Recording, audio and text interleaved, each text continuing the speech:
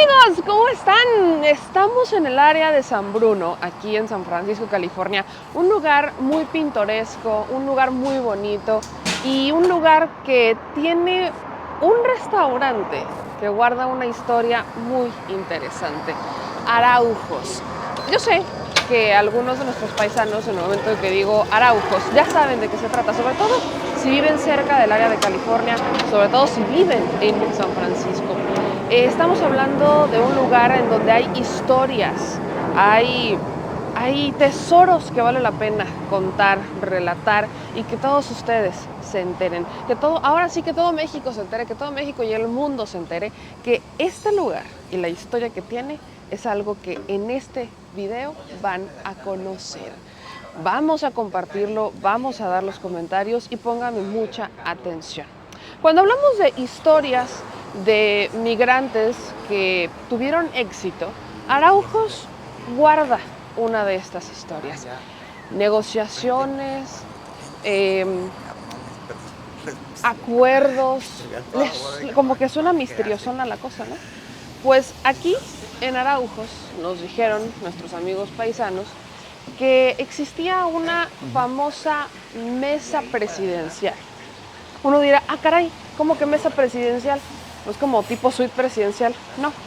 En esa mesa se han sentado personajes como los Cárdenas, como pues, también de la derecha han llegado aquí Vicente Fox, Calderón y quizás para muchos la cereza en el pastel, Andrés Manuel López Obrador. Un lugar en donde su propietario guarda historias, tesoros y anécdotas que vamos a conocer en un pintoresco restaurante mexicano. Vamos a conocer Araujos.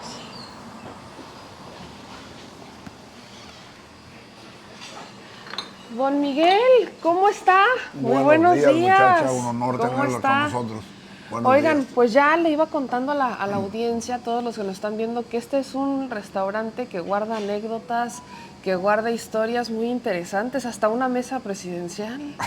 Así es, hemos tenido, pues en realidad desde el nacimiento del restaurante nació por la idea de que para cualquier evento que íbamos a hacer no había recursos. Entonces pensamos que deberíamos proveernos nosotros mismos de esos recursos para ayudar a nuestra gente, porque nosotros pues éramos un grupo que siempre estuvo solamente sostenido por lo que apoyaba y daba la gente. Claro. Entonces, desde ese momento, pues hemos mantenido relaciones con mucha gente, tanto aquí como allá, y hemos trabajado muy intensamente para conseguir dos temas nos impusimos hace muchos años, allá por los 90s, 80 ya habíamos esa necesidad, las licencias de manejar en California y una legalización.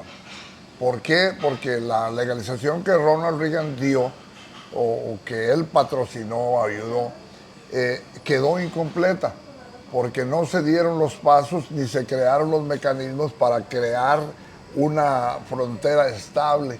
Entonces nosotros creíamos que se debería trabajar entre los dos países y entre los países, creando los fundamentos para que hacia el futuro hubiera una relación más que pudiera transitarse más suavemente entre los países. Y es por eso que siempre estuvimos en constante contacto con los políticos de México, pero también con los de aquí. Yo he viajado y me he reunido con personajes como George Bush, me he reunido también al mismo tiempo con Vicente Fox, pero aquí he viajado a Washington y hemos inclusive presentado proyectos con algunos compañeros de Chicago para una reforma migratoria más humana, vamos a decir. No, nosotros entendemos que hay leyes y que hay que respetarlas, pero también entendemos que este país se ha levantado bandera de patrocinador de derechos humanos y tiene que ser congruente con lo que hace y lo que dice. Así y es. nosotros vemos que algunas de esas cosas no se han dado y han sido también por la pasividad de los gobiernos de nosotros. El gobierno de México pues ha sido muy pasivo y no ha salido. Hemos sido, como yo he dicho siempre, huérfanos porque no tenemos un gobierno que nos dé sostén. y hasta este punto estamos todavía luchando. Por lo mismo. Oiga, vamos a tomarnos un cafecito. Claro que sí, véngase. ¿Cuántos años tiene este lugar? ¿Cuándo comenzó este lugar? Que es un restaurante, o sea, si pueden ver, yo tengo que recomendarles el flan. Una chulada, ¿eh? Yo flan casero, flan horneado, como lo hace mi mamá. Pero es un restaurante que tiene de todo. Vean las mesas, es cálido, está la Virgencita de Guadalupe, hasta la Nochebuena. Es una chulada este lugar, en donde uno de verdad puede venir, sentarse, tomar un café y comer rico. ¿Cuándo nace? ¿Cuándo fue el año en donde se abrió este restaurante? Bueno, empezamos con otro restaurante, el cual también en aquel tiempo fue visitado por muchos personajes mexicanos y después de eso cerramos otro lugar y nos vinimos a este, y de aquí en realidad hicimos en el centro, que nosotros le llamamos la catedral, el segundo piso. Tuvimos mucho tiempo que lo utilizábamos para reuniones. En algún momento empezamos a aliarnos con políticos de aquí, como Gilberto Cedillo, pero habíamos estado con Villarraigosa, habíamos estado con otros políticos más históricos. Yo no sé si fue la suerte o la de malas de visitar el Capitolio, acompañado de Dolores Huerta y a César Chávez hace muchos años. Y desde entonces pues se me hizo una costumbre inclusive cuando estuve en Bustamante con el Lito Mangrove, íbamos allá a tomar cafecito de su oficina y a conversar con él. Entonces pues yo digo, vamos a estar relacionados, pero lo que nosotros hemos tenido es que nosotros hemos sido gente del pueblo, gente de abajo. No hemos tenido ni hemos buscado acomodarnos con nadie, porque yo, y quiero decirlo así como franqueza, Vicente Fox me hizo las insinuaciones de que abandonara en su tiempo al PRD y pasara a formar parte de su equipo. Inclusive hasta estuvo conversando con el señor Subversa, que era su secretario particular. Y yo le dije, no, señor, muchas gracias por que usted no se olvide de los mexicanos y nos ayude a conseguir las cosas que nos hacen falta, porque mira, los mexicanos en Estados Unidos somos una gran fuerza, un gran potencial, pero el gobierno de México nunca ha querido, bajo la excusa de que bueno, es otro país y las cosas son así, pero yo veo, por ejemplo, lo que hacen los judíos, lo que hacen los cubanos, lo que hacen otros, y realmente es impresionante el descuido, el olvido en que estuvimos y estamos hasta hoy día. No ha cambiado mucho la cosa. Son 40 millones de mexicanos en el exterior. ¿Realmente pesan estos 40? ¿Cómo pesan? ¿Cuál es el peso político de estos 40 millones de mexicanos en el exterior? Mira, nosotros le entregamos a Vicente Fox un proyecto que no le tengo la mano ahorita, pero le entregamos una propuesta en el cual hablábamos hasta del peso. Que el peso debería volver a ser lo que era antes, y le propusimos la creación de una banca múltiple que pudiera servir a los mexicanos con un modelo parecido más o menos a lo que ahora, porque eso fue antes, a lo que ahora es la Costco. ¿Cómo se podría capitalizar? En fin, hicimos todas esas propuestas, pero esa es una propuesta que se ha venido perfeccionando. Al mismísimo presidente López Obrador, cuando vino a San Francisco, le entregamos un proyecto que era el comienzo de empezar unas relaciones. Entonces, para empezar, México tiene a los mexicanos totalmente desprotegidos. Es falso, y yo ahorita le digo a la señora, yo con todo respeto, no quiero faltarle al respeto, creo que se llama Remedios, yo le digo la pinurita por la aspirina, a la cónsul, porque ha sido muy injusta con nosotros. El gobierno, ahorita los cónsules siguen manejándose con la misma línea de antes, la misma vieja guardia hasta toda la vida, no ha cambiado, y lo más increíble de todo es que yo le digo una cosa, he visto, y todo aquel que vaya en contra de esa cúpula, el gobierno inmediatamente lo desecha. Tenemos el caso de Roberto, no recuerdo que fue el primer representante del INE que vino aquí, que tenía un proyecto de avanzar.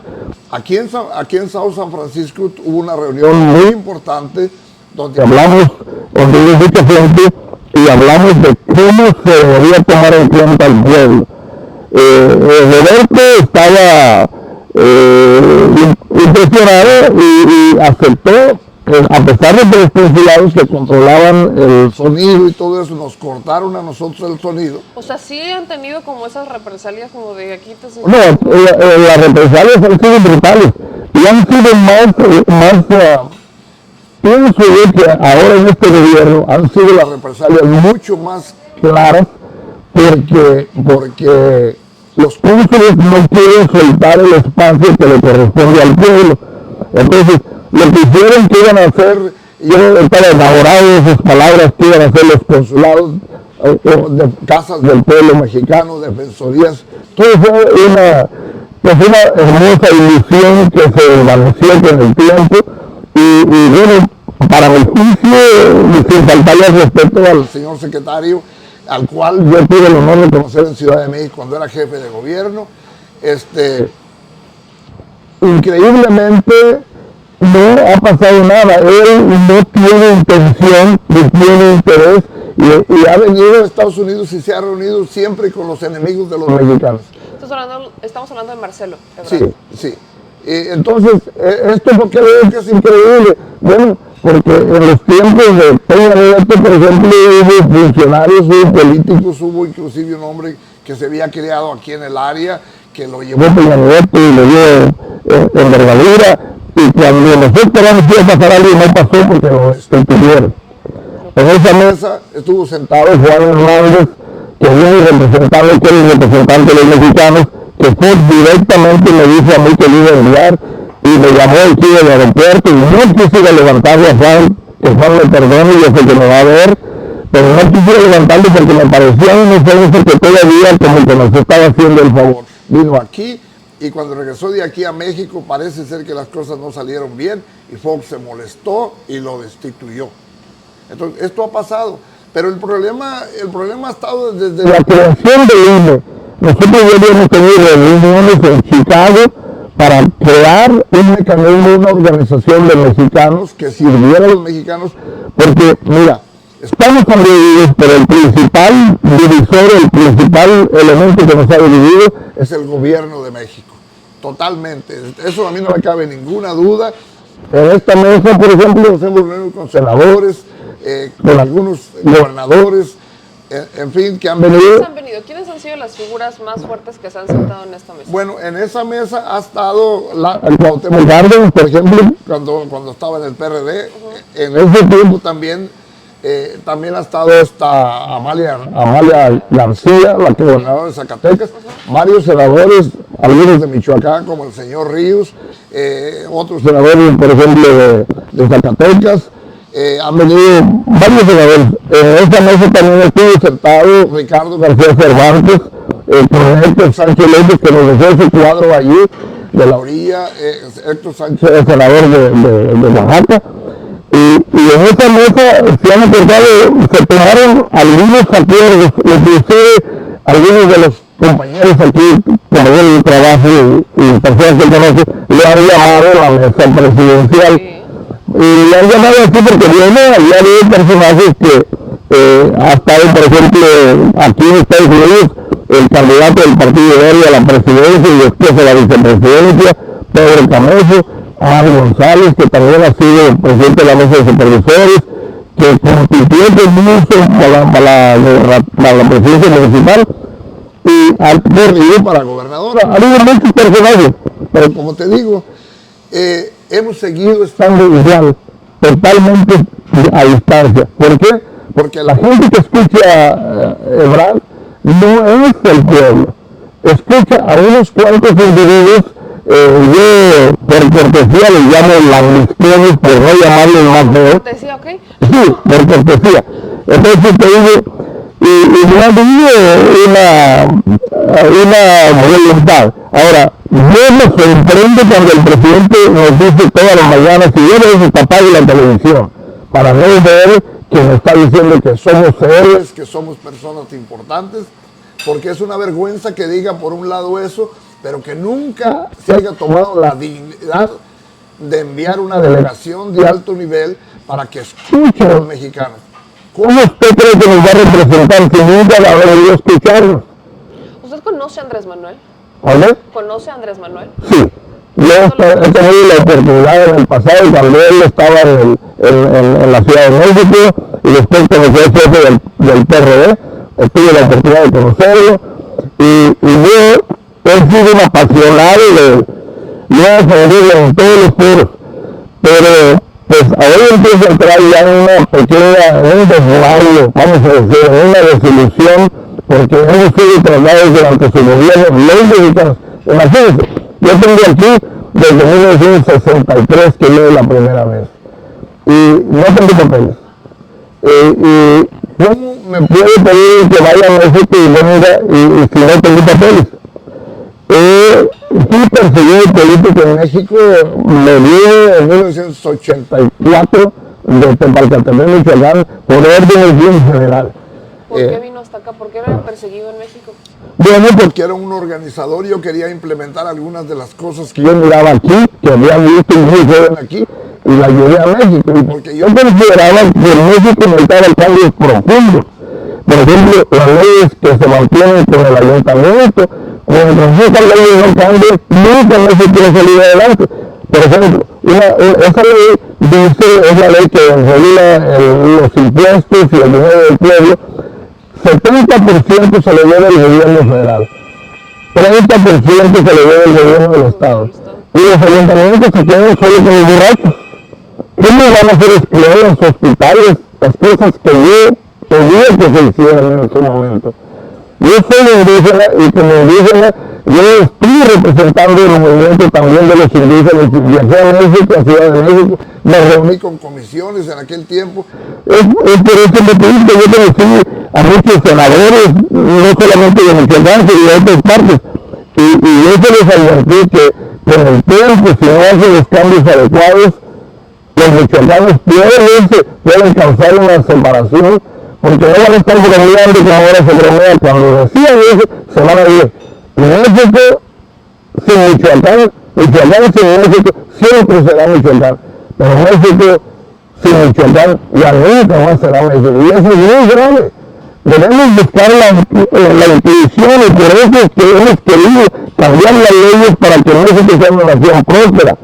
No solamente para nosotros acá, para no tener que venir viviendo y a veces para no tener que enfrentarnos a la cúpula militar, que es la que ha dirigido y ha causado muchísimo desangramiento del pueblo mexicano. Usted, por lo que entiendo y lo que me está contando, hay cosas con las que no está de acuerdo con el presidente, que es el que no haya cumplido con una delegación que viniera a hablar con la comunidad migrante y que buscaran las maneras de reforzar y de trabajar y de apoyar a los mexicanos en el exterior, y el tema de los militares. Bueno, eso es en parte una de las cosas. Okay.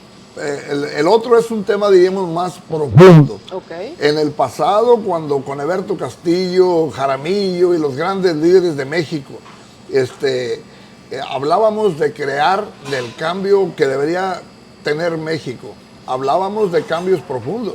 Hablábamos de un cambio de la Constitución, de la creación de una nueva república.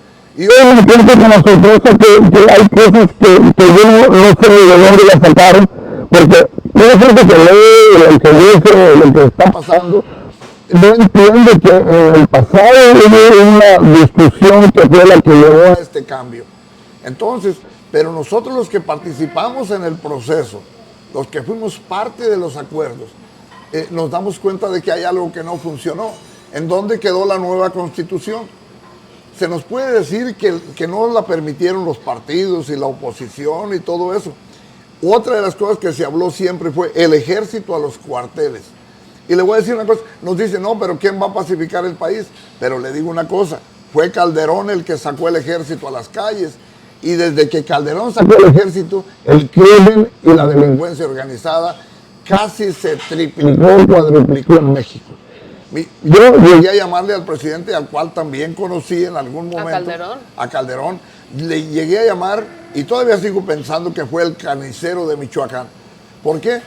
porque en Michoacán hubo muchísimos muertos de los que no se habló. Entonces le digo, ¿cómo pensar en eso? Fox había venido con una agenda... Pero no tuvo el coraje para consolidarlo, que a lo mejor en algún momento pensó, y yo le dije, usted puede llegar a ser el presidente histórico de México, el más grande de todos. Pero Fox una vez me dijo en una conversación telefónica, me dijo, pero ¿cómo quieres que haga esos cambios si tu partido, el PRD, al cual yo ayudé a formar, a fundar, no me lo permite? Ahora, yo le dije una cosa muy clara y siempre lo he creído. Olvídate de mi partido, échalo al tambo del olvido y toma las decisiones tú por México, por la patria. Entonces te digo, este restaurante también, volviendo al tema del restaurante, sí, nació de la necesidad de cómo podíamos cambiar y cómo podíamos ayudar al hermano mexicano que estaba aquí. Íbamos a los lugares, a las juntas, a Los Ángeles, a Texas. Hemos ido muchas veces. He tenido el honor de haber sido recibido por José Ángel Gutiérrez, allá en Texas, por un presidente que era demócrata de la Cámara de Diputados. Entonces, en fin. Pero algunos compañeros que iban con nosotros se sentaban y yo les decía, vas a pedir, ¿qué vas a escoger? Y me decían, no, pero yo no podía entender cómo tenían hambre cuando tenían un día sin comer. Entonces yo me di a la tarea de buscar todo eso y me di cuenta que no pedían comida porque no tenían dinero para pagarla. Y el movimiento no puede ser un movimiento selectivo. O todos coludos o todos rabones. Oiga, ¿y no cree que quizás 6 años no es suficiente para arreglar los problemas? Se lo pregunto porque en las mañaneras que he ido, que le he preguntado al presidente, temas como por ejemplo el de justicia, ¿por qué no hacer una reforma al sistema judicial? Porque hay muchísimas personas en prisión que no deberían estar ahí, que son inocentes. Y el presidente nos ha respondido que, que va a hacer lo que a él le toca dentro de no meterse con otro poder y colocar, ¿no?, a ministros que tengan la misma ideología para que barran de arriba para abajo. Ha dado respuestas, incluso cuando hablamos del tema de vivienda, que dice no le va a dar tiempo, como que eligió sus batallas, se sentó y dijo, esto es lo que sí puedo hacer. Ha reconocido en el tema de las Fuerzas Armadas que cambió de opinión, porque pues una cosa era estar del otro lado y la otra era sentarse y ver cómo están las cosas, y que en este momento no hay nadie que pueda suplir a los militares, y por eso está la Guardia Nacional. Se lo pregunto porque quizás para muchas personas que nos ven en México dicen, pues es que el presidente está haciendo lo que puede, pero la visión, y he escuchado mucho esto, esperaban más. Hay algunas personas que esperaban más. Sí, totalmente, porque se había planeado más.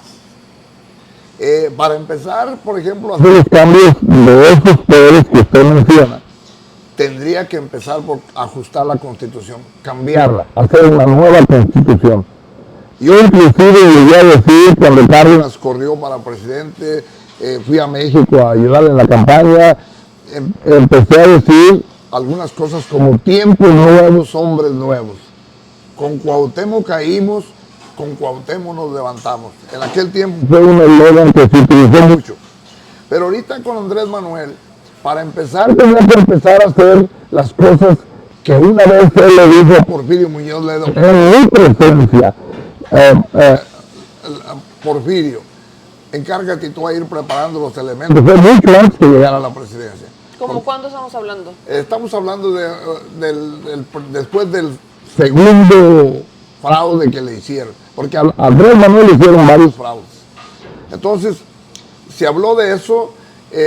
Yo siempre he tenido una comunicación constante con Cuauhtémoc Cárdenas, con Eugenio Martínez ya no tanta, con Porfirio Muñoz Ledo ya no tanta, porque pues hemos entrado en edad tanto él como yo. Pero Porfirio sigue siendo una persona brillante, que siendo el primero que le puso el emblema nacional al presidente, lo menos que podía era haber continuado la relación. Yo sí creo que el presidente debió mantenerse en 2 puntos. Primero, como fundamentales, el cambio, una nueva constitución y en base a eso la creación de una nueva república o un nuevo estado federal, donde yo le dije muchas veces al presidente, hay que cambiar la ley de impuestos, la ley yo le llamo ley de ayuntamiento, donde se pueda compartir con el pueblo. Mire, aquí, no nos reunimos aquí en mi restaurante con los presidentes municipales que venían de la corriente que nosotros... Porque nosotros empezamos una corriente que le llamábamos Corriente Democrática en Michoacán, casi 15 años antes de que esa corriente apareciera. Yo inclusive llegué a decirle a Porfirio Muñoz Ledo que se había montado en el caballo que nosotros decíamos. Pero en aquel tiempo nació una corriente de personajes en México, en Michoacán, el sur de Jalisco y la parte norte del estado de Guerrero, que corrieron y que llegaron en algún momento a la presidencia, al poder. Y que desde ese poder llegaron a ser presidentes municipales. Yo pienso que inclusive algunas personas como el exgobernador de Michoacán vienen de esa corriente. Aureoles. Patricio Aureoles. ¿Por qué le digo el último, esto? el que acaba de salir, Silvano. Sí, porque Silvano Aureoles, sí, que era por allá que anda haciendo una gira con... que ahora quiere ser presidente, dice. Mire, era una persona brillante cuando yo le conocí, porque mi hermano lo trajo conmigo y platicamos, y yo le hablaba de que tenía que dejar el personalismo para convertirse en un presidente del pueblo. Nosotros siempre manejamos esa situación. Yo admiro mucho a Andrés Manuel y sigo todavía con la esperanza y la ilusión que un milagro, así como le pusieron Morena al partido, que un milagro guadalupano venga y salve a México y Andrés Manuel dé cambios. Es cierto. Yo creo que es muy corto el plazo de 6 años para ser presidente de México. Y he escuchado, le puedo decir que 2 de cada 3 mexicanos que yo conozco han dicho que el presidente debería reformar la Constitución y correr otros 6 años, por lo menos. ¿Usted qué opina de eso? Yo pienso que sería correcto siempre y cuando sacara al ejército del control de la nación. No se necesita. Yo se lo dije a Fox, platicamos largo y tendido de eso, y yo le dije, tienes que... perdóname que te hable de tú porque somos igual de viejos. Pero a él le dije, perdóname que te llame de tú, presidente, porque somos igual de viejos. Pero te voy a decir una cosa. No necesitas tú, porque él ya enseñaba que podía pasar eso. Dije, mira, ¿qué me vas a decir a mí que fue el ejército el que me echó de México? Y me dijeron en palabras bien crudas que me iban a partir la M a mí y a toda la gente, hasta los perros. Iban a matar. Entonces, yo le dije a Fox, mira, busca 10 generales, intégralos como tu Estado Mayor Presidencial si quieres, y de esos 10 generales que te preparen un documento, una propuesta para crear un movimiento, ya sea Policía Nacional o Guardia Republicana o Guardia Nacional. Y esos 10 generales, darles todo para que entrenen a la nueva generación de personajes. Pero ¿qué pasó? De eso salió, por ejemplo, Genaro García Luna. ¿Y qué me dice usted, por ejemplo, de los hechos generales con Cienfuegos? Si alguien viene y me dice que Cienfuegos no fue el responsable directo de la muerte de la gente de Ayotzinapa, yo le digo que tengo mis dudas. Porque no hay nada. Lo de Ayotzinapa fue un crimen de Estado, sí. y fue el ejército el que recibió toda la información. Nadie en México tiene más información que el ejército mexicano. Entonces yo le proponía a Fox crear ese cuerpo policial y todo eso. No ponerle luego el control ni absorber a toda la policía que había, porque era abrir la puerta a los corruptos. Sí, porque hay mucho por allá. O sea, hay muchos. Entonces le digo, eso pasó y Fox siempre bajo la excusa, no sé si era mala o no, bajo la excusa de que la oposición no le daba permiso, no le daba chance, pero yo para mí fue una excusa. Fue tal la excusa que cuando hubo aquí el asunto de las Torres Gemelas, yo le sugerí que moviera 10,000 soldados a la frontera con Estados Unidos y sellara la frontera para darle ayuda a Bush. No es que yo compartiera 100% con Bush las cosas, pero era ofrecerle al pueblo estadounidense un gesto de unidad que pudiéramos nosotros también negociar con una reforma o una integración del pueblo mexicano, sí. ¿Me entiendes? Y yo hasta le dije a Fox algo que también le dije a Andrés Manuel: siempre, nunca te olvides de Centroamérica, porque aunque algunos nos desprecien, seguimos siendo miembros del mismo tronco. ¿Qué opina ahorita que Centroamérica, que está ya volteando a la izquierda, ¿no? Tenemos a Pedro Castillo, tenemos, bueno, en Chile está entre Azul y Buenas Noches con Gabriel Boric, pero parece que todo indica que regresa Lula a Brasil, está evidentemente Nicolás Maduro en Venezuela, estamos Bolivia, ¿no? Ya no es Evo, pero se mantuvo el movimiento que mantiene, que deja Evo, y en México tenemos a Andrés Manuel López Obrador. Vemos que ya empiezan a voltear todos a las izquierdas y que expresidentes como Calderón dicen que la democracia está en peligro justamente por eso, porque son unos populistas que casi le dice revoltosos. ¿Qué opina de eso? Mire, está atravesándose por una situación muy difícil Centroamérica y América. Sí. Usted fue testigo anoche que había unas personas aquí, uno de ellos era un profesor, un sindicalista, coordinador, o no sé cómo le llaman en el Perú, que vino con otro invitado de Bolivia y hablamos de eso. Y yo les decía a ellos, la situación que se está dando no es que América esté volteando a la izquierda, es que América está volteando a sus cauces reales, históricos, que siempre debió tener. Como usted sabe, yo creo que en México, por ejemplo, nunca ha habido una guerra de independencia. La guerra que hubo fue simplemente los criollos contra los españoles para explotar mejor y más eficientemente al indígena. Esa fue la guerra que le llaman de independencia.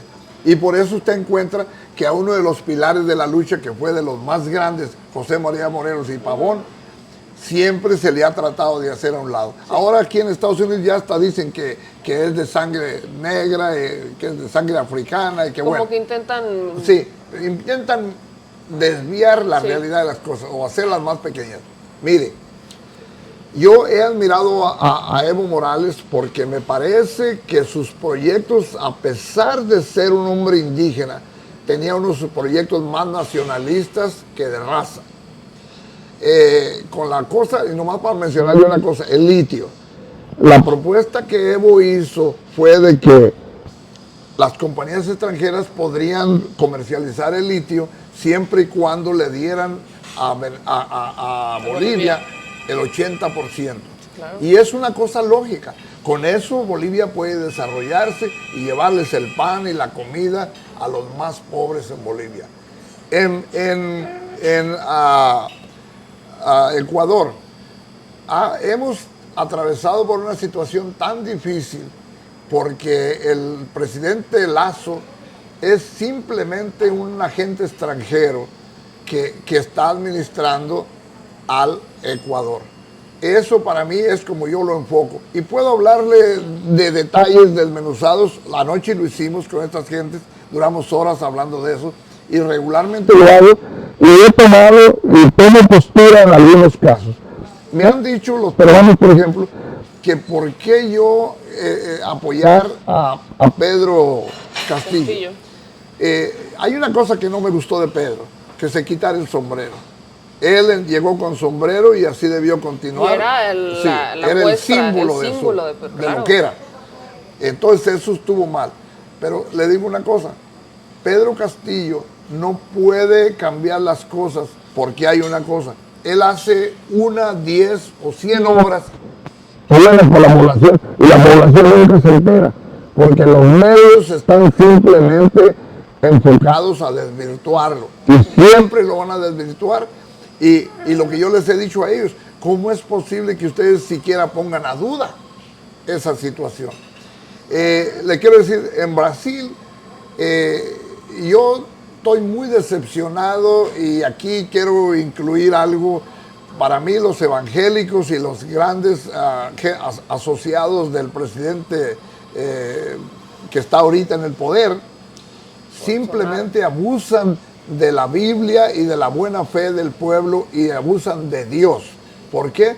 Porque son capaces, en una forma desvergonzada y criminal, de hablar de que con este hombre que está, Bolsonaro, las cosas van a caminar mejor y han caminado mejor. Cuando se ha destruido a cientos de pueblos indígenas que vivían en la Amazonía. Entonces, ¿cómo podemos nosotros pensar que va a ser mejor cuando ya no lo fue desde el comienzo? Esas son las cosas que yo veo. Ahora, no es que yo piense que con Lula va a las cosas a ser mucho mejores. Es que el pueblo tiene que incluirse en el proyecto para poder cambiar las cosas. Hay que involucrarse. Sí, si no se involucran, nada va a pasar. Yo le digo una cosa, en Centroamérica yo veo, por ejemplo, con cierta simpatía algunas medidas, a pesar que me parecen muy descabelladas y peligrosas. ¿Cómo cuáles? En El Salvador. Lo del estado de excepción. Sí, sí. ¿Cree que ha funcionado? A la distancia yo veo como que sí, pero le han puesto mucho dinero y mucha propaganda. Entonces yo pienso que los más pobres, en el mismo caso mío y aquí, los más pobres, los mexicanos que no tienen papeles para ir y venir, no tienen voz. Así también en El Salvador, los más pobres no tienen voz y esa es una situación real. Ahora, tengo la esperanza de que las cosas cambien en Honduras. En Guatemala, el problema más grave que hay es la intromisión de esos mismos pastores que se están entrometiendo en el Brasil.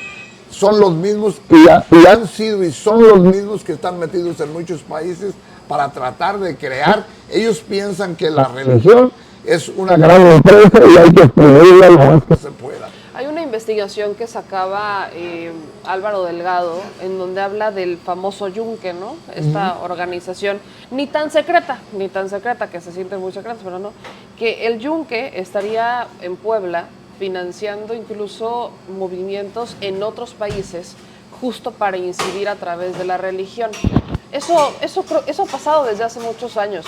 Cuando usted obviamente vivía en México y activista y vaya ciudadano que se metía en los asuntos, ¿siempre ha sido así la religión? ¿Siempre la han utilizado de esa manera? Mire, ha sido siempre. Yo el poco estudio que tuve fue en un colegio de la Sagrada Familia, un colegio del Padre Ochoa, en Uruapan, Michoacán. Siempre ha sido así y ha actuado en una forma tan deshonesta que cuando la Revolución Cristera, cuando ya se hicieron los acuerdos para que se pacificara el país, porque se había hecho una revolución contra Plutarco Elías Calles. Sí. ¿Por qué? Porque Plutarco Elías Calles quería una reforma más profunda de la cosa del petróleo. Hubo una junta en Laredo, Tamaulipas, no tengo la fecha exacta, pero sí tengo los datos, en la cual los obispos de México, entre ellos uno de Guadalajara, llegaron a acuerdos con la cúpula de la iglesia en Estados Unidos y del gobierno, y donde recibieron 10 millones de dólares para desprestigiar al general Calles. Y él respondió con violencia. Pero le voy a decir una cosa, en la tierra donde yo soy, que es el municipio de Tepalcatepec, y a mí me tocó ver un levantamiento en el 56, que era encabezado por la iglesia. Le llevaban a la gente comida y le decían que el gobierno de Estados Unidos había mandado dinero y había mandado muchas otras cosas más, pero que se había perdido porque el gobierno de México se lo había robado. Era tan descarado y tan cínico el actuar de la iglesia. Para manipularlos.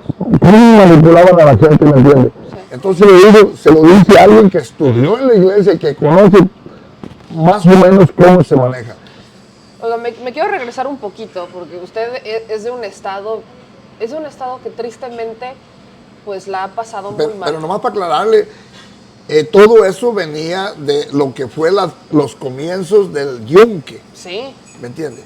Entonces esa es la conexión que tiene. Sí, sí, sí, o sea, es de los inicios de todo Sí. esto. Entonces, como le decía, usted es de un estado que la ha pasado muy mal, que ha tenido malos gobiernos y donde inicia justamente la guerra de Calderón. Calderón, ¿usted lo conoció antes de que fuera presidente? Sí, mire, Cuénteme. había en Uruapan un doctor que era el presidente del PAN en Michoacán, el doctor Solís. Era un hombre, yo le decía que él tenía un gran corazón, pero en la cabeza tenía unas ideas políticas muy torcidas. Porque Sí. él pensaba que solo los ricos y que con los ricos se podía cambiar. Y él me mataba el gallo, como lo decimos, diciéndome, mira, yo ayudo a tu gente, a tus amigos, a esos pobres que tú tanto quieres, dándoles la medicina y la atención médica y todo eso. Si no tuviera yo nada, sería un pobre más que me acercaría a ti a pedirte ayuda.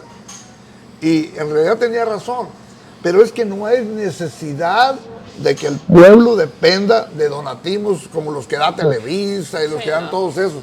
No hay razón ninguna. ¿Por qué motivo? Porque para empezar, el pueblo recolecta los dineros de la nación y tiene tanto dinero para empezar proyectos, para empezar tantas cosas, pero no lo hace. Hay una mala distribución. Sí, es una mala distribución. Hay dinero de sobra. Anoche me decían las personas que estaban aquí que cómo creía yo que el presidente de México podía cambiar y les toqué el tema de Porfirio Díaz. Cuando yo anduve caminando México en aquellos años, yo estuve por muchas partes de la República. Y yo en las vías férreas, este tren va de aquí hasta Ciudad de México, ¿quién lo hizo? Porfirio Díaz. Estando en un puerto en Colima, este puerto, ¿quién lo comenzó? Porfirio Díaz. Vino Lázaro Cárdenas y lo cambió y lo modernizó. La carretera esta que va de aquí a acá, ¿quién la comenzó? Porfirio Díaz. Entonces me quedo pensando si Porfirio Díaz fue lo malo que se dice que fue, o simplemente se le pintaron cuernos, porque Porfirio Díaz no aceptaba ser un servil como ahorita han pasado en el pasado, aunque han tenido ciertos momentos de lucidez algunos presidentes de México. Entonces es complicado. Yo, una de las cosas que le admiro ahorita, volviendo al tema, Andrés Manuel, es la creación del Tren Maya y todo eso. Yo creo que el Tren Maya es muy peligroso. ¿Por qué? ¿Por qué? Porque Estados Unidos siempre ha querido un canal que vaya desde el Golfo de México al Istmo de Tehuantepec. O por lo menos una gran autopista o por lo menos una gran vía férrea.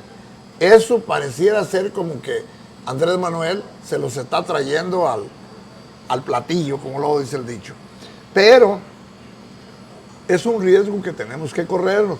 ¿Por qué? Porque no puede esa región mantenerse toda la vida en el atraso simplemente por temores. Sí. ¿Me entiendes? Hay un tema que casi nadie menciona y tiene que ver mucho con los problemas de Centroamérica. Es lo que pasó con Felipe Carrillo Puerto. Sí.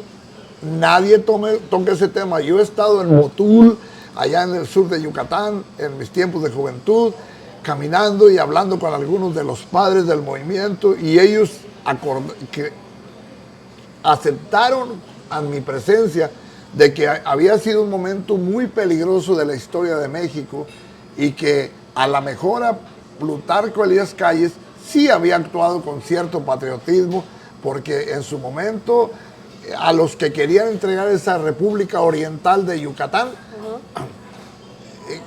los había hecho a un lado. En pocas palabras, los mataron. Sí, los mataron. Yo sé que los asesinaron, pero casi nunca se habla de eso.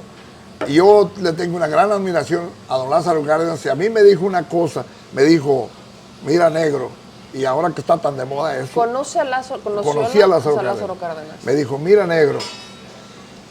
Le dije, yo quiero, mire, señor general, yo quiero cuando sea grande ser como usted.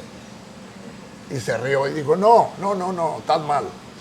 El hombre no se mide de los pies a la cabeza, se mide de la cabeza al cielo. Estudia, tienes que estudiar. Eso es lo más principal. Le dije, bueno, pues es que yo no nací para eso, le dije. Y bueno, pero no nació para eso, pero aquí anda sabiendo más que muchos. bueno, yo estuve con Eberto Castillo y hablamos con él cuando él fue a visitar a Lázaro Cárdenas, y don Lázaro le dijo a Eberto, le dijo, cuando el problema de Cuba, le dijo, ¿tú también, Eberto? Y Eberto se rió y dijo, es que él confundía y creía que yo también me estaba rebelando en contra de la revolución. Nada más se equivocó. Eberto Castillo era una persona maravillosa, lo mismo que el ingeniero Álvarez y Casa. Pero entrándonos en el tema que a mí más me interesa, es la relación de los mexicanos con el actual gobierno. Sí. Hemos vivido una, ¿cómo decirlo? Una, pues yo lo llamo una pantomima. Okay. Porque, ¿cómo se nos puede decir que somos héroes cuando no se nos ha venido a tomar el pulso de qué es lo que queremos? ¿Qué es lo que queremos? ¿Qué es lo que quieren los mexicanos en el exterior? Unas relaciones con justicia, que aquí se nos trate con respeto y que México nos vea como ciudadanos de primera.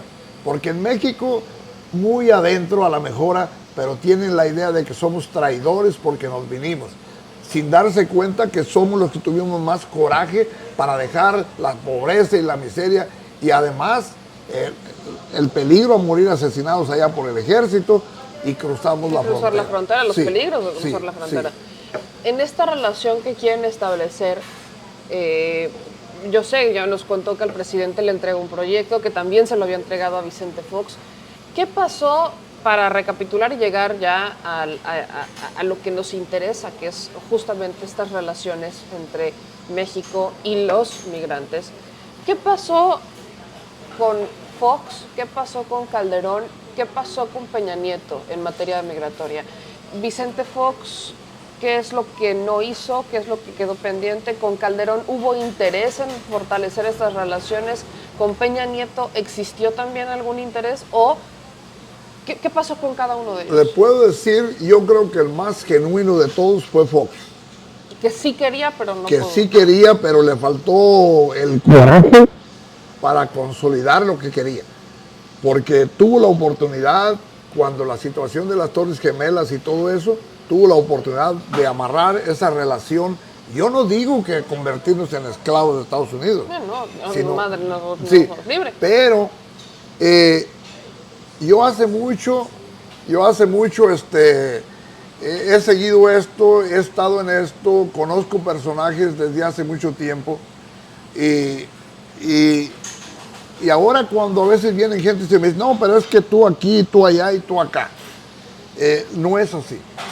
Yo creo que Fox fue el que estuvo más cerca de todos y tuvo más oportunidad de haber conseguido lo que se podía haber conseguido, porque voluntad. yo sí estoy convencido de que Bush sí tenía un interés genuino de hacer una relación más estrecha con México y a esos mexicanos que ya tienen aquí 30 años o más, que ya tienen hijos adultos, que están escondidos ahí, sacarlos a la luz. Eso fue lo que yo vi, fue lo que yo percibí en las pláticas mías con Fox, que fueron 5 veces que estuve reunido con él. ¿Cuántas veces vino Fox acá? Aquí estuvo conmigo en San José, estuvimos en Los Ángeles, estuvimos en Fresno y estuvimos en Texas con el presidente Bush. Ahora, Calderón. Mire, con Calderón la relación no fue nada buena entre nosotros y él. ¿Por qué? Porque... ¿Fue desde que lo conoció cuando era joven o cuando ya era presidente? Siempre tuve la sensación, la idea de que Calderón era un alcohólico empedernido, y yo le llamaba un mendigo borrachín. A él se lo dije en su cara. Y él guardó eso porque muchos años más tarde se reunió con un amigo mutuo aquí en Estados Unidos, al cual yo había introducido con él, y a ese amigo le dijo, bueno, se expresó como se expresaba cuando era un joven, cuando me hablaba y eso. Entonces con Calderón fue muy complicado porque, para empezar, Yo empecé a usar palabras desde el comienzo y le mandé una carta y lo acusé de ser un carnicero y que no, él no había sido elegido para repartir bisteces, sino para consolidar una nación. Entonces, eso fue muy complicado y yo no pude. Antes de eso, pues tengo todavía por ahí algunos boletos que me habían enviado de hotel y de avión la presidencia de Carlos Salinas de Gortari. También con Salinas de Sí, Gortari. no, ¿Cómo fue la relación ahí? no hubo ningún acercamiento, no hubo nada. Él decía que quería cambiar México allá y acá y que quería escucharnos y que si queríamos nos lo mandaba alguien o que si no, fuéramos allá y podíamos dialogar. ¿Y No, por qué no se fue? pudo, no. No. Con Fox fue diferente, era la primera oportunidad, pero la situación con Fox se empezó a crear a raíz del ingeniero Manuel J. Cloutier. ¿Conoció a Maquio? Sí, yo tuve el honor de llevarlo aquí a los medios y tenerlo estuvo aquí Maquio. por instrucciones del señor ingeniero Cuauhtémoc Cárdenas. Guau. Se ha dicho que no digamos esto, pero esa es la verdad. Fue él y él fue el que me pidió que lo hiciera y lo hice. ¿Qué opinión tiene de Maquio? Mire, yo creo que fue un hombre muy honesto, muy sincero, quizá era de derecha, muy de derecha, no sé qué tanto era de derecha, pero hablaba de justicia social. Y yo creo que ningún presidente en México que no toque, que tenga deseos de trascender en la historia, que no toque la justicia social, nada se puede hacer. Yo mismo aquí hablo en la radio, nuestro lema es que la gente se eduque, que la gente entienda, no educarla yo, sino que la gente busque en todas partes y busque la información, porque si no alcanzamos la justicia social, hemos perdido todo. Ahora, Zedillo, antes de irnos, de seguir con Calderón y luego Peña, ¿con Zedillo cómo fue la relación? Podríamos decir que allí sí ni fu ni fa. ¿Gris? Muy gris, y yo pienso que el personaje era de por sí gris, pero yo tengo algunas cartas que le enviamos referente a algunos casos y detalles. Respondieron, sí respondieron, la Cancillería respondió. Como ahora mismo el embajador, yo tengo un caso muy particular. Yo creo que el gobierno de Andrés Manuel sigue con las mismas políticas viejas de los otros antecesores, pero tengo un caso donde he hablado varias veces con los embajadores en Washington, inclusive una delegación de nosotros encabezada por Juan José, estuvo en Washington en la embajada y tocaron los temas de la situación legal mía, porque a mí me han hecho un gigante, un elefante blanco, ¿verdad? Porque en realidad es un luchador y lo que he hecho está ahí. ¿A usted lo han, o sea, desde cuándo han intentado, usted cuando llegó aquí, ¿quién gobernaba México? ¿Quién era el presidente de México? Mire, cuando yo llegué aquí, gobernaba en México Luis Echevarría Álvarez. Okay. De Luis Echeverría para acá, o sea, al Real, ¿cuántas veces han intentado tumbarlo aquí en Estados Unidos? A mí, A usted. mire, esto, cuando mi hijo Corrió para mayor de la ciudad de San Bruno. y cuando eso empezó a darse, cuando vinieron por mí la inmigración un día, me dijeron que me habían andado buscando por mucho tiempo, pero yo acababa de venir de Washington, donde había estado con el presidente de la División de Justicia, el señor Henry High, había estado con Kennedy, había estado con McCain. Yo estuve empujando un proyecto que hubo muchos compañeros de Chicago con Henry High, entre ellos Pelayo y muchos otros compañeros que estuvieron empujando ese proyecto. Tuvimos a las oficinas del señor Henry High, tuvimos a las oficinas de Kennedy, tuvimos a las oficinas de McCain. Yo conversé largo y tendido con Kennedy. El día que Kennedy, que yo escuché que había muerto, yo me en la carretera y me hice a un lado de la carretera para llorar. ¿Por qué llorar? Porque yo sabía que era un gran hombre que había estado navegando solo en los proyectos del pueblo, que el Partido Demócrata no lo apoyaba como esperábamos. Ahorita quiero regresar a lo del Partido Demócrata porque le quiero hacer esa pregunta, pero ahora sí que, es que para que vean, es muchísima información e intentar sacarla, intentar tenerla toda, es demasiado. Con una hora no nos va a alcanzar, pero ni de broma. Entonces, con Zedillo, con Salinas, no había relación. Con Zedillo ni fu ni fa. Con Fox él sí quería, pero le faltó fuerza y voluntad y pues, le faltaron tanates para que me no, entiendan. yo le dije a él que le faltaron tamaños. Y se rió, más o dijo, menos estamos me en la gusta misma". mucho platicar contigo, Araujo, dijo, porque me dices las cosas crudas, pero sí. correctas. Pues es que por eso le digo, así, aquí les decimos al chile. Ahora, Calderón, él quiso, no le interesó, o porque traía un tema con usted dijo, no. No, en realidad fuimos nosotros los que no quisimos reunirnos con él, Okay. porque bueno, Michoacán, yo seguía teniendo mi familia en Michoacán y todo eso, y en Michoacán las cosas fueron de mal en peor. Mientras crecían grupos de delincuentes organizados, él hablaba de una guerra en contra del narco. Había una disparidad en lo que hacía y lo que decía que no se le creía, y él cree que nos fue. Entonces, esta situación se dio así. Con Fox, vamos a decir que la relación fue buena, pero con una distancia, porque en ese tiempo yo también era secretario general del PRD y nos habíamos sido electos en Los Ángeles. Sí. Entonces, para que una gente de San Francisco sea elegida en Los Ángeles, donde hay mayoría, es complicado, pero nosotros lo logramos. Ahora, con Peña Nieto. Mire, Peña Nieto tuvo un hombre que lo representó en un comienzo que estaba muy cerca de Videgaray. Sí. Y este hombre, su papá de él, había tenido una empresa que le llamaban Los Grandes Espectáculos. Este hombre vino aquí, le mirábamos toda la posibilidad de ser un secretario de Estado, de tener una posición muy buena. Y vino aquí y buscó acercarse y se acercó a nosotros, nos convocó en San Francisco, no hubo mucha gente, en San José se llenó el salón y fue muy importante la reunión, muy, ¿cómo dirían?, muy productiva.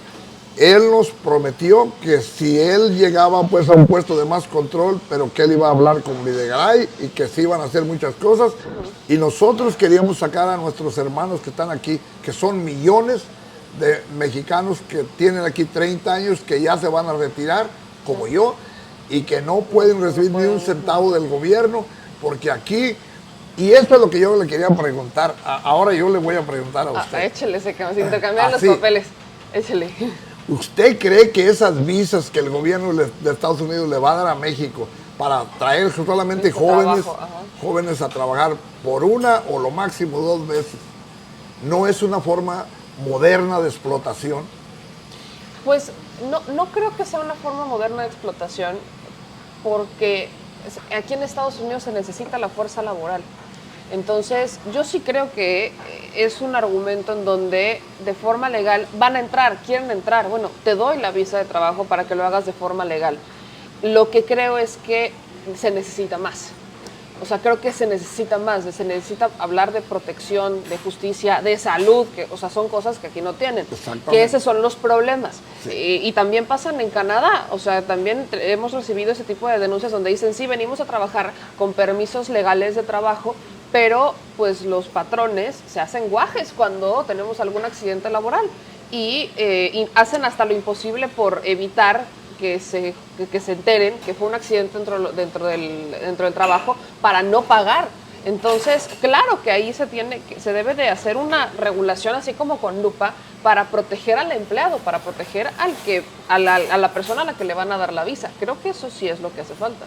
Pero ¿no cree usted que se debilitan los millones de mexicanos que hay aquí luchando por tener una legalidad? Cuando a los otros les están metiendo una cuña, vienen como cuña y sin ninguna alternativa de mejorar, y los que están aquí que ya trabajaron, como en mi caso desde los años 60, por ejemplo, cuando llega el momento de una pensión o de algo, ¿no cree que la obligación del presidente para sus héroes sería buscar un arreglo y que él tiene el mecanismo, pero no ha salido o no ha querido implementarlo? ¿Cuál pudiera ser ese mecanismo? Porque sí estoy de acuerdo, creo que aquí hay que buscar esta justicia social, esta seguridad social, esta protección, la legalización. O sea, ya llevan años acá. Ayer que estuve, de estas veces que hemos estado platicando, con nuestros paisanos nos dicen, yo llevo 20 años, 30 años, no he escuchado a un solo paisano, ni en los mensajes que leí ayer, ni en los que leí hoy, ni en lo que he leído, que me digan que tienen 3 años. O sea, llevan más de 20, mínimo yo veo que llevan 20 años, para arriba, de 20 Sí. para arriba. Entonces, claro que hay que buscar los mecanismos, pero por eso le pregunto, ¿cuáles pudieran ser? El primer paso tendría que ser enviar una delegación de alto nivel a dialogar con los mexicanos en diferentes áreas. ¿Quiénes Para deberían escuchar. conformar esa delegación? Bueno, esta es una cosa, el presidente dice que le gusta escuchar de viva voz. Yo no creo que a Ebrard es la viva voz para el presidente. ¿Por qué motivo? Porque él tiene ambiciones ya ahorita en este momento ya presidenciales. Siempre las ha tenido. No, vi una entrevista que le hicieron en el Milenio y me pareció, políticamente hablando, un lazo a la mexicana. Ok. Me estoy refiriendo al hombre. A Guillermo sí. Lazo, Entonces, un bueno, lazo mexicano. Lazo mexicano.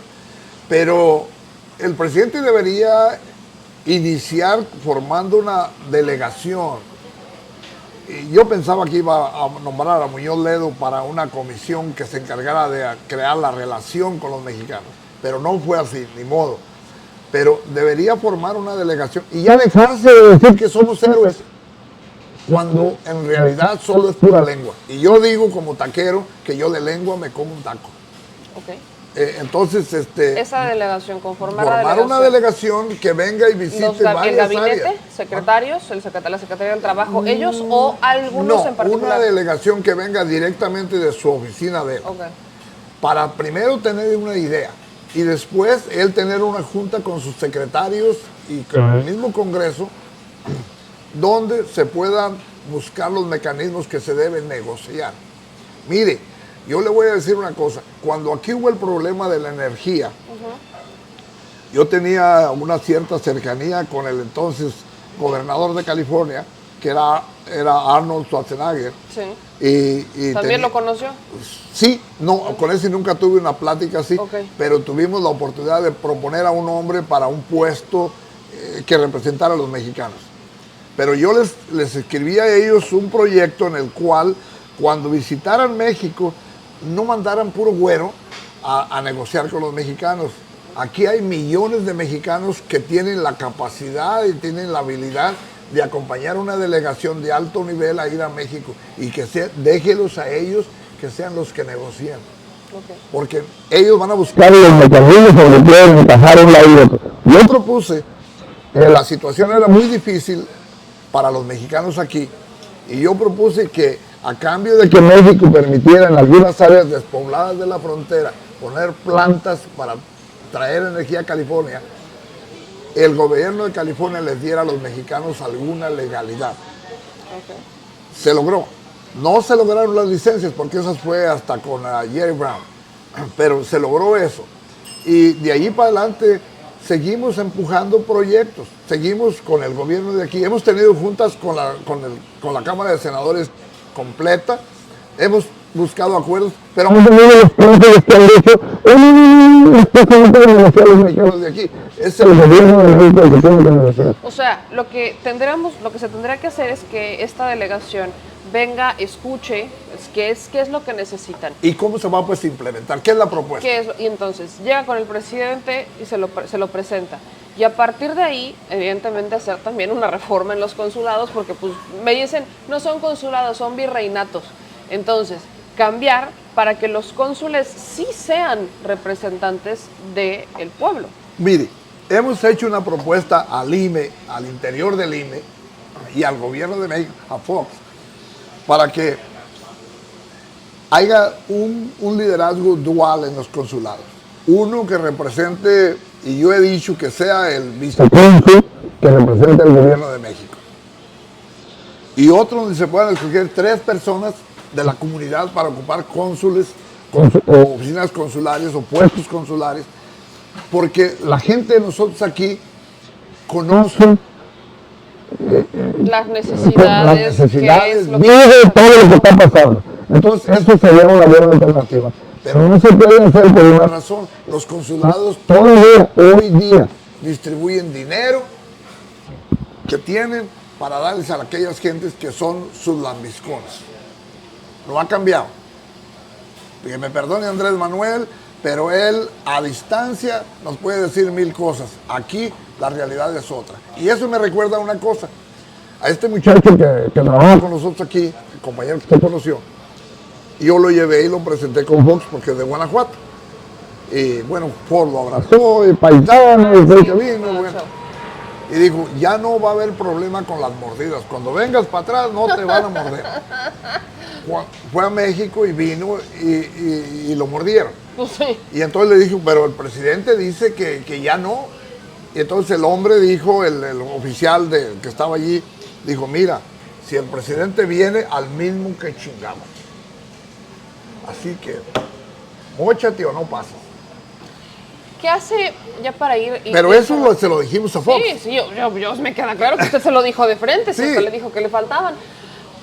¿Qué pasa del otro lado? Digo, México tiene que hacer su parte, pero ¿qué pasa de este lado? Demócratas y republicanos. Los demócratas llevan años prometiéndoles una reforma migratoria, cada elección intermedia proponen lo mismo. Si votan por nosotros, ahora sí la vamos a hacer. ¿Qué pasa? Ahora sí que ¿Se ¿quién es acuerda mejor? ¿Se acuerda que le dije que soy taquero? Sí. Yo de lengua me como un taco. Mire, el momento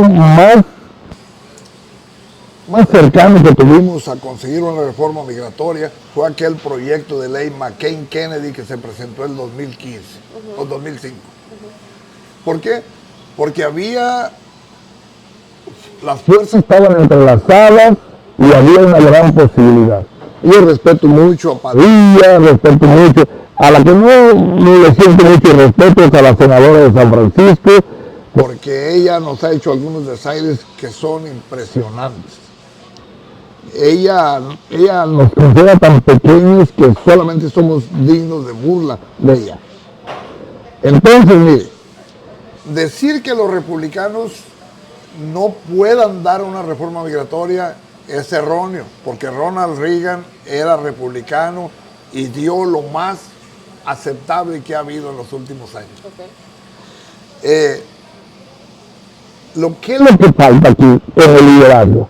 Bueno, se necesita despolitizar el liderazgo y que el gobierno de México no venga a politizar acá, sino nos permita o escuche a toda la gente y después le dé el apoyo a aquellos que la misma gente aquí proponga para que sean estos los que puedan negociar con los políticos de aquí. ¿No creo que hace falta que la comunidad mexicana que vive en Estados Unidos se organice más, se una más?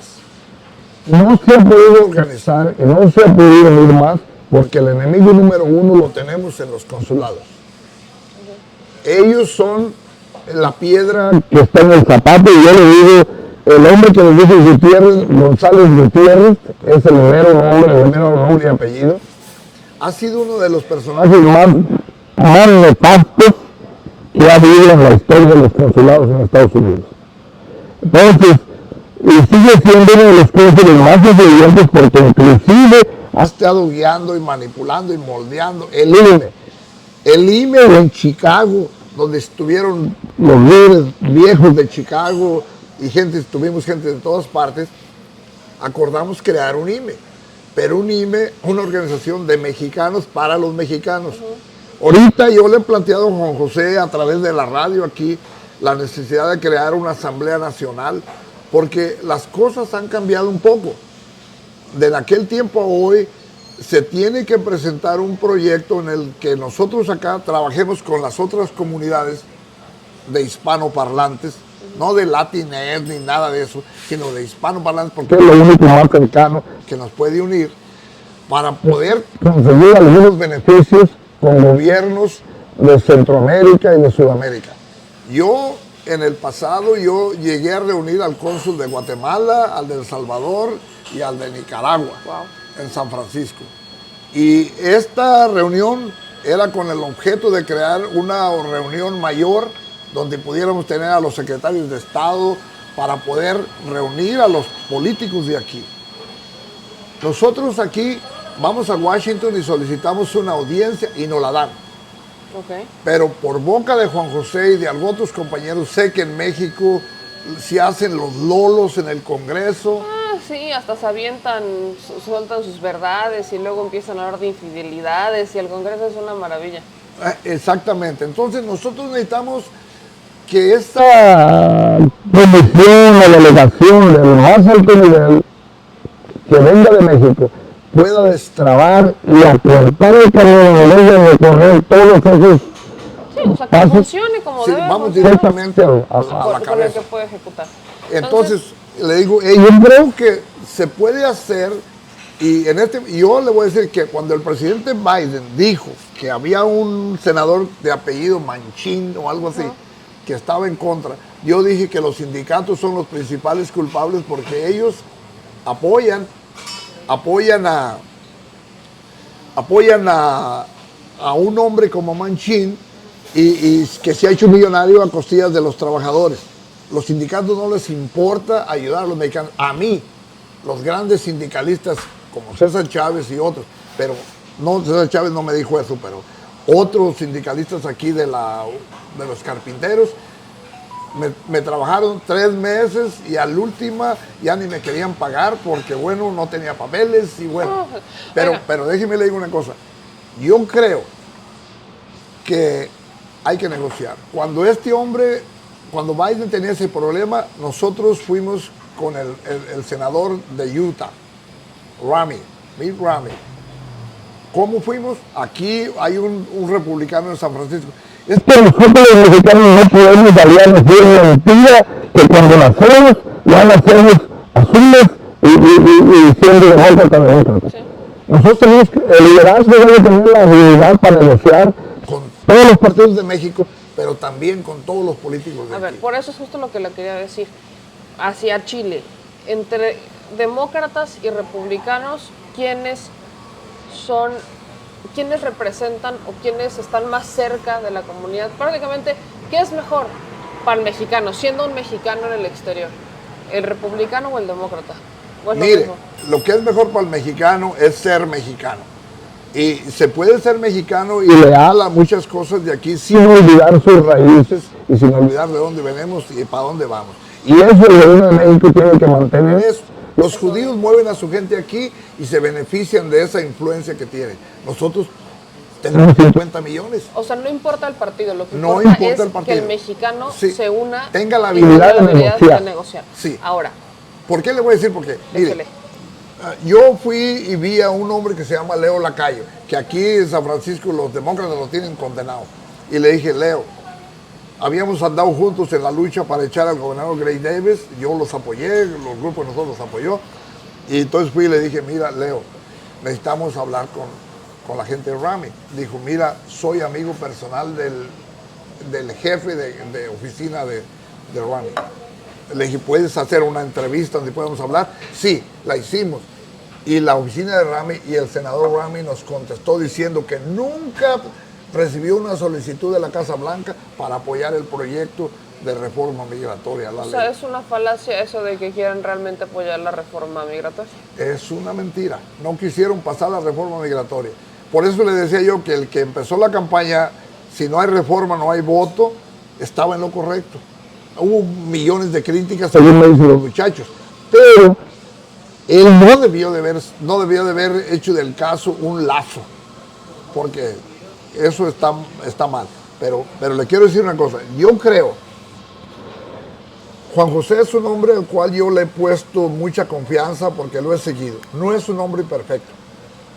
He hablado con varios líderes de Los Ángeles telefónicamente para tratar de buscar ese enlace.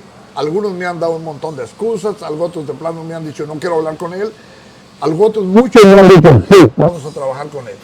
A él le consta, yo le he dicho, cuando él se iba a mover para Los Ángeles, yo le dije necesitamos sacar una reforma ahora. Esa es la meta. Pero se tienen que unir para hacerlo. Bueno, necesitamos que en México nos permitan hacerlo.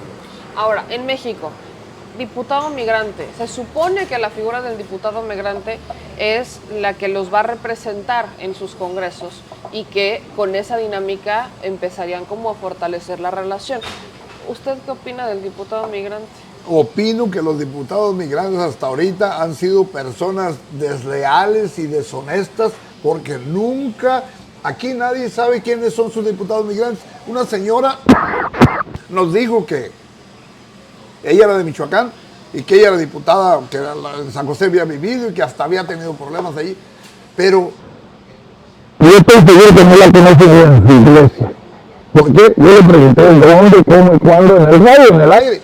La señora se portó prepotente de lo más indigno que se puede tener, porque yo que soy un taquero, no hago esa clase de pantominas.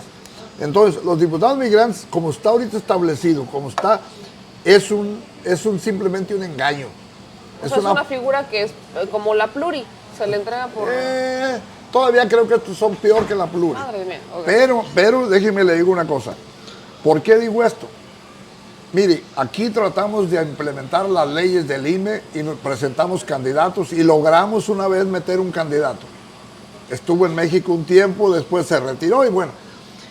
Pero ahora que vino la gente de Andrés Manuel, restringieron totalmente y ahora son casi secretas.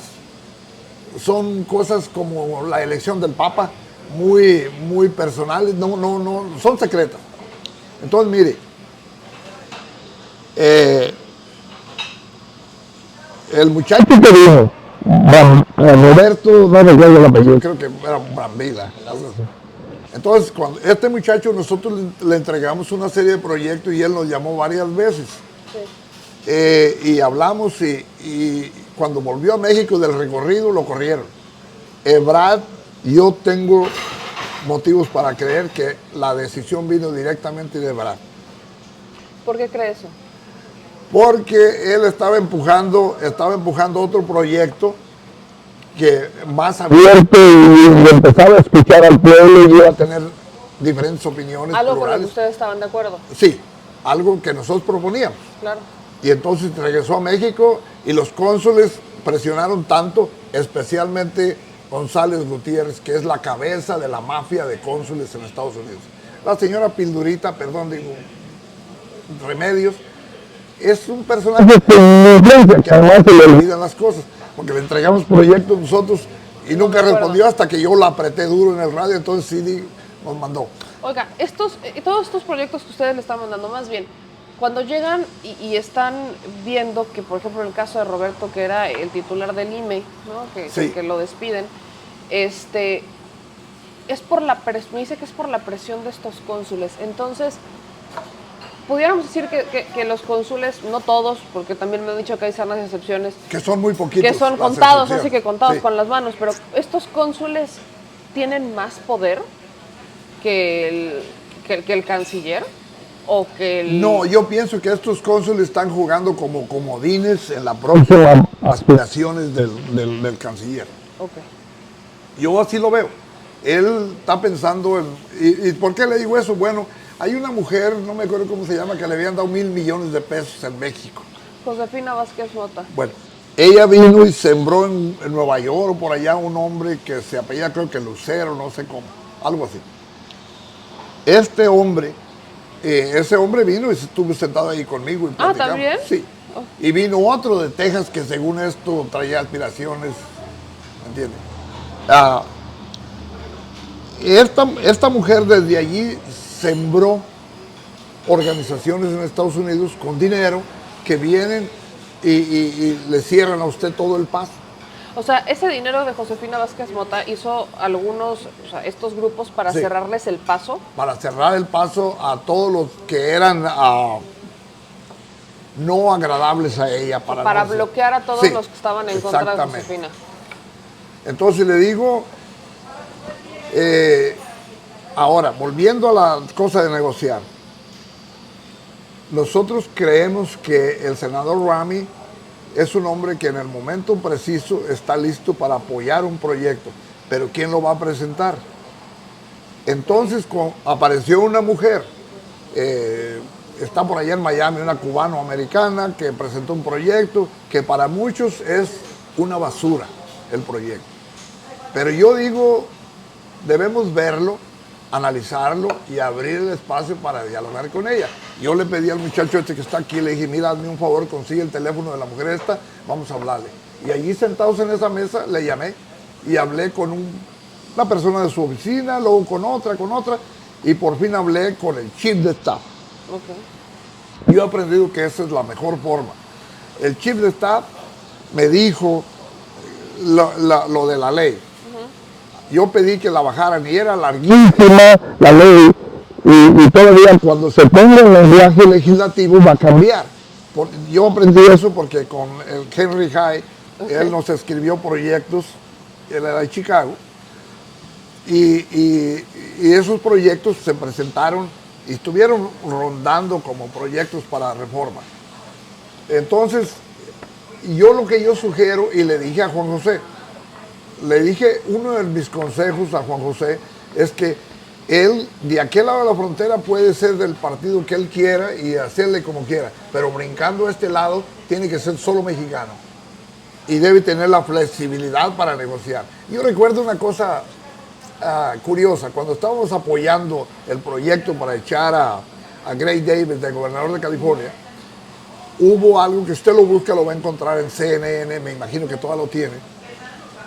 Querían una entrevista donde yo hablara. Y hablé no sé por cuánto tiempo, pero ni cuánto tiempo pusieron, porque nunca revisé yo el proyecto a ver qué dijeron. Pero había venido desde México, como era el secretario del PRD aquí en California legalmente. No pude ir a la convención de Zacatecas porque no tenía papeles. Ellos, de México, vino Raimundo Cárdenas y Cuauhtémoc Sandoval, un senador y un ex senador, a pedirme, y estuvimos sentados en esa mesa horas, a pedirme que por el bien del PRD yo no fuera a Sacramento.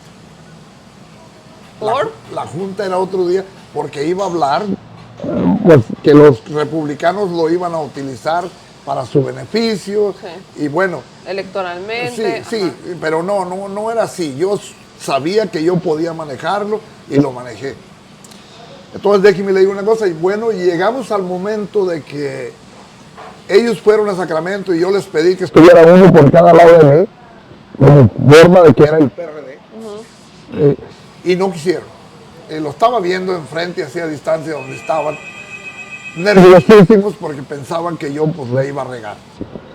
A mí yo me rí. Yo lo tomé pensando en que, bueno, deben aprender a entender que somos analfabetas, somos campesinos, somos todo, pero no somos pendejos. Sabemos manejar las cosas que a nuestra gente necesita. Y yo fui y yo aconsejé a los secretarios del gobernador que se buscaran otro trabajo, porque estaban perdidos. Le dije a la señora, estamos en una junta, le dije, yo tengo la solución. Si ustedes van a elecciones van a perder. Pero ustedes pueden proponer a Bustamante, el lieutenant governor, para que ocupe el puesto y termine el periodo, y de ahí para adelante pues nos dan chance de que pongamos un gobernador. Porque desde tiempos del general Vallejo no ha habido un gobernador mexicano en California. Bueno, Diana se rió. Se rió de una forma que me dolió más esa risa que si me hubiera dado un par de cachetadas. Algo sarcástico, irónico, burlándose. Sí, burlándose. Sí. Pero le digo una cosa, nosotros ahorita, mire, habíamos propuesto un proyecto para traer fondos de la Asamblea Legislativa para crear clínicas. Arnoldo Torres está trabajando, lo único que él lo hizo ya de una forma comercial, trabaja en una compañía y ya las cosas se echaron a perder. Pero es porque los cónsules también no permitieron. Pero, mire, yo estoy seguro que tenemos la habilidad de negociar. Yo creo que Juan José puede llegar a ser el primer representante de la Asamblea Nacional, y no queremos ponerle nombres ni mexicano, ni latino, solamente Asamblea Nacional. Okay. Pero mire, si tuviéramos los diputados migrantes que realmente los representaran, entonces serían parte de esa estructura. Y entonces, cuando fueran a Washington, podríamos abrir para que los recibieran el Congreso a dar cada año un informe, y sería tanto el poder que tendríamos que serían superdiputados, porque esos mismos irían a México y llevarían la función que está funcionando. Pero estos muchachos nuevos y mujeres, incluido Mújica, con todo respeto, tienen el cerebro muy pequeño. ¿Por qué? porque nomás piensan en ellos y que van a hacer. Y van a estar allá y todo eso. No tienes la gravedad de representar a un pueblo. Claro. Es totalmente diferente. Y yo, como digo, yo cuando yo empiezo a escribir o a dirigir una carta, yo no digo fulano de tal, yo digo los mexicanos unidos en el grupo en el que yo trabajo. Claro. Pero necesitamos negociar. Yo estoy convencido que María Elvira Salazar, creo que se llama, no sé cómo se llama, aceptó sentarse con nosotros para revisar el proyecto y dijo que no era perfecto, que le podíamos hacer algunos cambios. Porque nosotros tenemos otra idea de una reforma migratoria. Porque no podemos todos los años estar dando una reforma migratoria. Tenemos que crear un mecanismo a partir de que ya legalizamos a todos los que están aquí. También un mecanismo en el cual Estados Unidos va a canalizar una cantidad de fondos para esos países. Pero no puede Estados Unidos, porque nosotros los trabajadores seguir tirando la basura.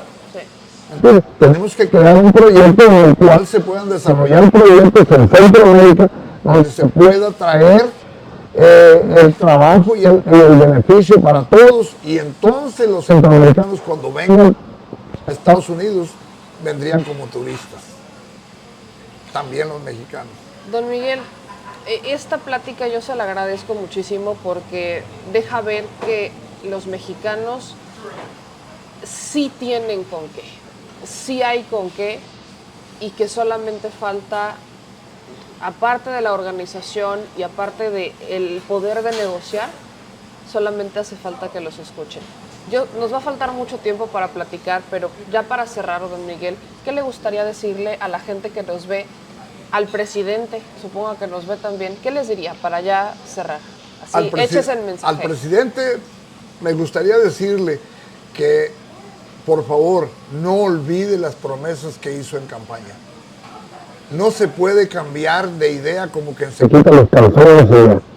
Eso no se puede hacer. Eso le pediría yo, que se olvide de decirnos que somos sus héroes, porque ya no nos chupamos el dedo. Nosotros queremos ver resultados, queremos ver acciones, y que si quiere de verdad tratar con nosotros, ya hay proyectos que se le han escrito, se le han enviado, que nombre una delegación, 1, 3, 4, 5 personas que lleguen a Los Ángeles, San Francisco, Fresno, Portland, Texas, Arizona, Nevada, en fin, a todas partes, Chicago, y que se sienten a escuchar, que no vengan a darnos consejos, que traigan esa meta, y a partir de ese punto, cuando él tenga una información fidedigna, entonces sí empiece a representarnos en base a lo que nosotros queremos, no a lo que él antoja. Entonces eso, a los mexicanos me gustaría decirles que debemos sentirnos orgullosos de lo que somos, pero también no olvidarnos de que aquí estamos hospedados en un país, en una tierra que en algún tiempo era nuestra tierra, y que muy probablemente, si revisamos jurídicamente las cosas, pudiera todavía seguir siendo nuestra tierra. Pero no venimos aquí con violencia, no venimos a faltarle el respeto a nadie, queremos contribuir a la grandeza de este país, y podemos, pero que no nos dejemos mangonear por nadie. También quiero decirles que en unos días más vamos a estar transmitiendo el programa Hablemos Claro por Facebook, que vamos a estar trabajando en eso, y que no se dejen engañar, que no nacimos demócratas ni republicanos, que debemos ser congruentes con el beneficio y que debemos apoyar a aquellos hombres con los cuales negociemos primero cuáles son nuestras necesidades, y que la reforma migratoria, si trabajamos unidos, se puede alcanzar en cualquier momento, pero hay que exigirle a México que nos respete, que no intervenga más en nuestra vida, que no nos manipule ni nos mordie. Nosotros tenemos la habilidad, así como tuvimos la hombría para cruzar la frontera y enfrentar aquí todo el racismo, porque nosotros enfrentamos racismo. Nosotros tenemos la habilidad y la capacidad de decidir nuestro destino, pero solo lo que queremos es el respeto mutuo, damos y pedimos, y aquí, y que entiendan una cosa los de México, aquí yo me presento en Sacramento, en Washington, y me escuchan. A pesar de que no hacen caso porque he estado huérfano del apoyo de la gente que debería apoyarme, me escuchan. Y ha habido proyectos, pruebas de ellas, un botón, para muestra basta un botón, las licencias de manejar. Yo digo que Gilberto Cedillo ha sido uno de los más grandes legisladores de California. Kevin de León ayudó a empezar el proyecto hasta las últimas consecuencias. Pero también no me olvido de que hubo hombres como Ver Corona, como Nativo López, como el mismísimo Juan José Gutiérrez, como el compañero que está sentado aquí, Héctor, que luchan constantemente y que sin ellos no se puede lograr nada. Darle las gracias a usted, porque apenas nos conocimos esta noche, al amigo que está ayudándole, y decirles que a mí me gustaría que un día, yo sé que se puede, empezar a crear más programas juntos. Ya en el pasado en la radio, yo tuve a muchas gentes de México, de radios de México y de aquí, y logramos las grandes marchas que se dieron en el 2006 con el 1 de mayo y que también les llamábamos un día sin mexicanos. La recuerdo. Gracias. Gracias a él. usted por recibirnos en este lugar hermoso que guarda historias, que guarda anécdotas, que guarda acuerdos y que guarda la esperanza de... Y que aquí conseguimos, porque fue un compromiso de los senadores que vinieron de México a la interparlamentaria de Napa. Después de que terminaron allí, algunos se vinieron aquí y aquí hicimos un acuerdo, hacer algo por los braceros. Los braceros. Señor presidente, por favor, ya no haga acuerdos de más braceros, porque esos muchachos y esas visas son simplemente acuerdos de braceros disfrazados. Gracias a todos. Muchas gracias, don Miguel. Esperemos que pronto podamos seguir trabajando juntos. Pues vamos a darle, don Miguel, y aquí estamos, mi gente. Déjenme en los comentarios qué opinan, qué es lo que piensan. Ahorita los respondemos, pero sobre todo, ayúdenme a compartir este video. Hay que hacer eco de estas voces y que lleguen muy lejos. Yo soy Mimi Yamel, nos vemos en la próxima. Adiós.